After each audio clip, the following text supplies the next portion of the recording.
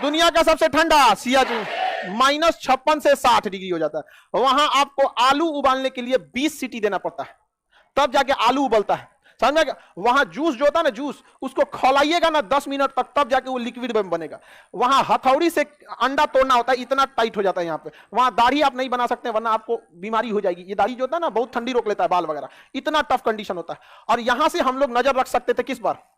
चीन, अक्साई चीन, पीओके और पूरा चीन। अक्साई चीन तो हमारा ही है, दोनों बात बोला कीजिए, पूरा चीन नजर रख सकते थे।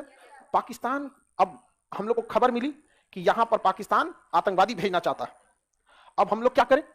1984 में टेक्नोलॉजी भी नहीं थी हम लोग के पास। 1984 में स्थिति यह थी कि 3 फौजियों की ड्यूटी लगती थी ना, 3 फौजियों का जब ड्यूटी लगता था तो उसमें पता था कि एक कोई है इन तीनों में जो लौट के नहीं आएगा। जब चलान कर वो कमांड कटता है कि आप 3 इस साइड में, आप 3 इस पे, 3-3 के ग्रुप में, तो उसको पता था कि हम 3 में से कोई एक है जो लौट के नहीं आने वाला, क्योंकि आप खड़े खड़े रहिएगा, बर्फ का पहाड़ है, धंस गए, अरे खोजो खोजो, कितना अंदर धंस गया क्या पता, मार देगा ठंडा, ऑक्सीजन खत्म, मर गए वहां से। कहानी बहुत बुरा हाल था। लेकिन इसी बीच खबर क्या आ गई कि पाकिस्तान इधर घुसपैठ की तैयारी कर रहा है। अब हम लोग के पास वो कपड़े ही नहीं थे जो जहां लड़ाई लड़ सके लोग, सियाचिन में। अब उतना ठंडा में मर जाएगा आदमी लड़ते लड़ते, हमारे पास कपड़ा ही नहीं था लड़ने के लिए और ना ही हमारी तैयारी थी। हम लोग को लगा कि ठंडिया में कौन जाएगा, लेकिन पाकिस्तान पिछले 7 से 8 साल में वहां जाने की तैयारी कर रहा था, इसलिए अपने कुछ सैनिकों को वो उसी माहौल में तैयार कर रहा था, ठंडा के हिसाब। अब जैसे हम ही को पता है कि हमको सियाचिन जाना है, तो 4 साल से हम तैयारी करेंगे ना, 1 साल जाके जम्मू में रह जाएंगे, फिर ऊपर श्रीनगर में, फिर ऊपर, ऐसे करते उसने वहां पे सबको ट्रेनिंग देकर रख दिया। अब भारत को हो गया दिक्कत। अब उस माहौल में रहने के लिए जो कपड़े बनाता था, नॉर्वे बनाता था। कौन बनाता था? नॉर्वे। तो तय हो गया कि अब पाकिस्तान को सबक सिखाना है, जाके कपड़े लाना है नॉर्वे से और वही ठंड के कपड़ों को पहनाना है, और भारतीय सैनिक जाएंगे और पाकिस्तान को धो देंगे। हम लोग हैं नॉर्वे के, तो नॉर्वे ने कहा कि बहुत अच्छा, हम आपको कपड़े की सप्लाई दे देंगे। सारा रेट और फिक्स हो गया, मलाई उलाई, तो ऑर्डर देने की बात आई तो नॉर्वे ने कहा कि हमको 3 साल लग जाएगा आपकी पूरी भरपाई को पूरा करने में, समझ में कि नहीं, कंप्लीट करने में, क्योंकि हमारे पास ऑर्डर बहुत ज्यादा है। भारत ने रिक्वेस्ट किया थोड़ा पहले दीजिए, इमरजेंसी है। तो उसने कहा कि देखिए बात सब सही है, लेकिन जो हमारे पास है वही ना दे पाएंगे। तो भारत ने पूछा कि इतना ऑर्डर कौन दिया है? तो कह रहा है पाकिस्तान। तो ऑर्डर कौन दिया था? पाकिस्तान। भारतीय सेना का तो हालत खराब हो गई, नहीं, अभी हम लोग मोलाई कर रहे हैं, ये ऑर्डर देके बैठल है। अब क्या किया जाए? तो अब हमारे साथ समस्या ये थी कि अभी मरो या फिर बाद में मरो। दिक्कत ये हो गया कि अगर अभी हम युद्ध, अभी क्या है कि पाकिस्तान के पास भी वो बहुत कम मात्रा में कपड़े थे और हमारे पास तो था ही नहीं, लेकिन अगर हम लोग 1 साल 2 साल लेट करते तो उसके पास कपड़ों की सप्लाई आ जाती, फिर तब तो युद्ध करना आफत हो जाता। तो भारतीय सेना ने डिसाइड किया यही वाला जैकेट वैकेट पहन के चलते। ये जैकेट जो हम लोग के पास आता है, ये -10 तक झेल ले जाएगा, -15 तक झेल ले जाएगा, -8 नहीं झेल पाएगा। कर क्या सकते हैं? तो 3-4 गो स्वेटर लादा गया। वहां गए तो वहां जाते पता चलता है कि ऑक्सीजन खत्म। अब क्या करना पड़ेगा? ऑक्सीजन सिलेंडर ले जाकर युद्ध करना पड़ रहा था। इसे सांस लेता था, उसके बाद से आराम से 10 मिनट 5 मिनट ड्यूटी करता, फिर उसको लग जाता कि ऑक्सीजन की एकदम कमी है, तो फिर जाके ऑक्सीजन लेकर, हाइपोक्सिया बोलते हैं इसको। कोरोना में भी हो गया था सब लोग को हाइपोक्सिया, जहां होता था हाइपोक्सिया तो खत्म का नहीं, ऑक्सीजन कम होने लगता था। अब क्या किया जाए? तो ऑपरेशन चलाया गया राजीव। क्या चलाया गया? अब भारतीय सैनिकों को कहां पहुंचाया गया? सियाचिन ग्लेशियर। कहां चलाया गया? सियाचिन ग्लेशियर पे। अब भारतीय सैनिक जब सियाचिन ग्लेशियर में पहुंचे, ठंड भयानक लग रहा था, टेंट डाले, रात को जब आराम कर रहे थे तो एक सैनिक की ड्यूटी बाहर लगाई थी, उसका नाम था चंचल पांडे। क्या नाम था? चंचल। तो उसकी ड्यूटी बाहर लगाई गई थी। अब वो एक संतरी के पोस्ट पे था, अब वो मतलब देख रहा था कि कोई आए नहीं। अब पाकिस्तानियों की चूंकि आदत रहती है छुप के मारता है सब। पुलवामा में बस के सैनिक सो रहे थे, मार दिया। ताज होटल में आके मार दिया। यहाँ पे आओ ना, ये खत्म में जैसे आए थे, आमने सामने बांग्लादेश देके चल गए, आए फिर लेके आए, लाहौर लेके चलाते हम लोग। तब सैनिक सब सो रहा था, तब तक चंचल को कुछ हलचल दिखाई दी। चंचल को चंचल था, हलचल दिखाई दी।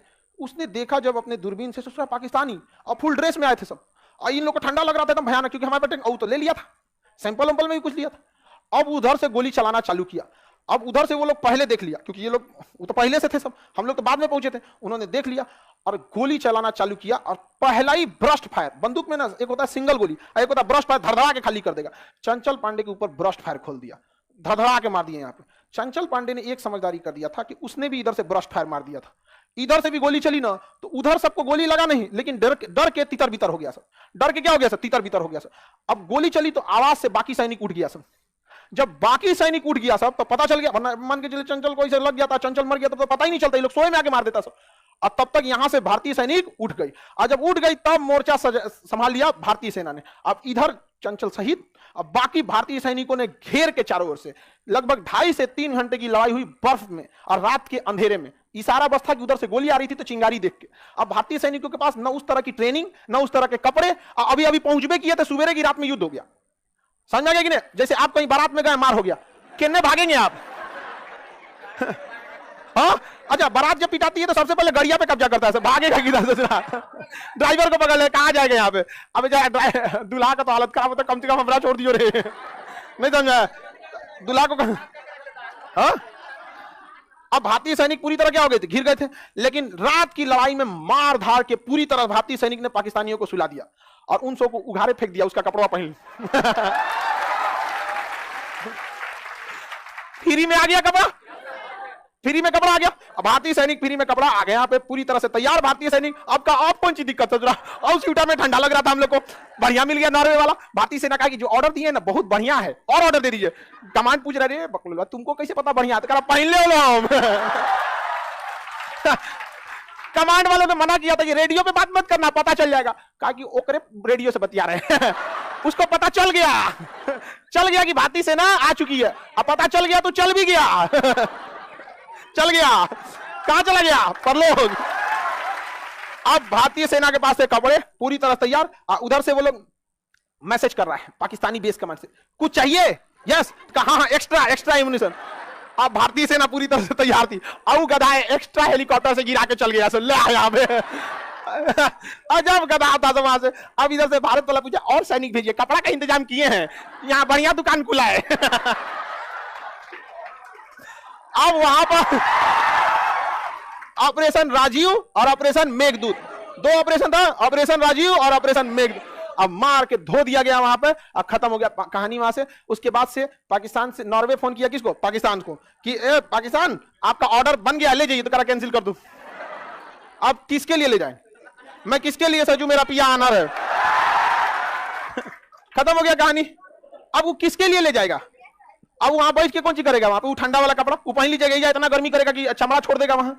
अब क्या करेगा? पाकिस्तान कैंसिल किया तो भारत का कोई बात नहीं, दे दो दे दो, पहले मिल गया। यहाँ पे बेचारा सबको किस्मत भी साथ नहीं देता है। किस्मत हमेशा अच्छे लोगों का साथ है। समझ में आ गया कि नहीं आ गया? हाँ, बुद्धि भी नहीं है। आगे बढ़े तो ऑपरेशन राजीव और ऑपरेशन मेघदूत किसके संबंधित है? सियाचिन के लिए।